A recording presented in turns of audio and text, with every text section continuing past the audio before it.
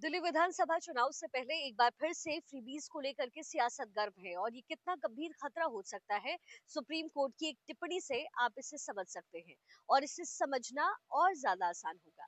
Supreme court ने हाल ही में कहा कि राज्यों के पास फ्रीबीज के लिए पैसा है लेकिन जजों की सैलरी और पेंशन के लिए नहीं। तो बड़ा सवाल है कि क्या राज्य सरकारें फ्रीबीज के चक्कर में सभी बुनियादी काम की अनदेखी कर रही है और क्या ये फ्रीबीज सीधे सीधे वोट की खरीदारी नहीं है। दिल्ली की सियासी दंगल को अगर आप देखेंगे ना, तो दिल्ली में जीत के हैट्रिक लगाने के लिए आम आदमी पार्टी ने चुनावी गारंटी के नाम पर कई सारे वादे कर डाले। तो बीजेपी और कांग्रेस भी इसमें पीछे नहीं है। कांग्रेस प्यारी दीदी योजना और जीवन रक्षा योजना की गारंटी दे रही है, तो वही दूसरी ओर आम आदमी पार्टी महिला सम्मान योजना, संजीवनी योजना, 24 घंटे पानी की सप्लाई, बुजुर्गों के लिए पेंशन स्कीम, पुजारी ग्रंथि सम्मान योजना के जरिए वोटर्स को लुभाने में जुटी हुई है। दूसरी ओर बीजेपी भी ऐसी ही योजना के लिए कमर कस रही है। लेकिन इस फ्री बीज पॉलिटिक्स से दिल्ली का नुकसान भी जरा जान लीजिए। फ्री बिजली के चक्कर में बिजली कंपनियों का घाटा हुआ है 26,000 करोड़ का। जल बोर्ड का घाटा हर साल 1200 करोड़ रुपए का हो गया है और अभी तक ये कुल घाटा 73,000 करोड़ रुपए का है। तो वही डीटीसी का घाटा 10,000 करोड़ का बताया जा रहा है। ये कहानी सिर्फ दिल्ली की नहीं है। राज्य दर राज्य फ्रीबीज का ऐलान हो रहा है और इसका असर खजाने पर पड़ रहा है।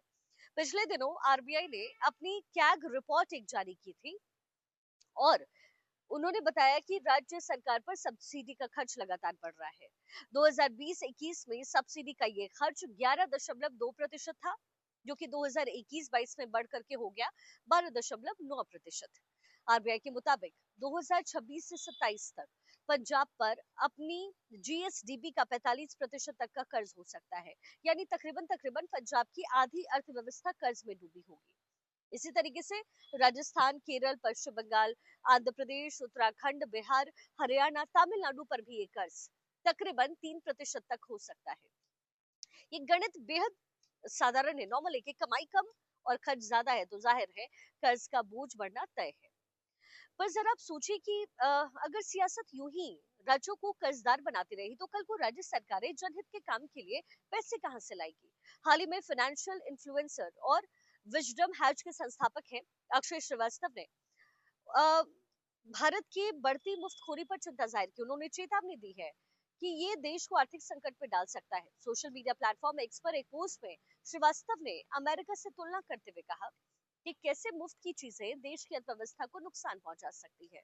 उन्होंने ये भी बताया कि अमेरिका का कर्ज 36 ट्रिलियन डॉलर्स है। ब्याज चुकाने में उसकी कमाई का 22% हिस्सा जाता है, जबकि भारत का कर्ज 180 लाख करोड़ रुपए है और उस पर ब्याज चुकाने में कमाई का 40% हिस्सा जाता है, जो कि अमेरिका से लगभग 2 गुना है, डबल है। वो कहते हैं कि इसके बावजूद हम हर दिन नई योजनाओं से मुफ्तखोरों को इनाम देते रहते हैं और ये सब तब है जब ग्रीस जैसे कई देशों की इकोनॉमी का हश्र हम पहले ही देख चुके हैं। कहते हैं कि ग्रीस की कंगाली में वहां की वेलफेयर स्कीम्स का बड़ा योगदान रहा है। ओलंपिक के जन्मदाता ग्रीस की अर्थव्यवस्था 90 के दशक में दुनिया की औसत से कई ज्यादा थी, लेकिन 2008 और 9 की वैश्विक मंदी में ग्रीस कर्ज के जाल में दबता चला गया, फंसता चला गया। 2015 तक आते आते ग्रीस की अर्थव्यवस्था 238 अरब डॉलर की थी, लेकिन कर्ज का बोझ 425 अरब डॉलर से भी ज्यादा। नतीजा, ग्रीस कंगाली के जाल में उलझकर और फंस कर रह गया। और जिस तरीके से अब हमारे देश में फ्रीबीज कल्चर तेजी से बढ़ रहा है, उससे ये खतरा कई ज्यादा और बड़ा होता हुआ नजर आ रहा है। नेताओं को वोट चाहिए तो वो फ्री कल्चर को प्रमोट कर रहे हैं, पर हमें और आपको सोचना पड़ेगा कि मुफ्त के चक्कर में कहीं हम देश को बीमार तो नहीं कर रहे।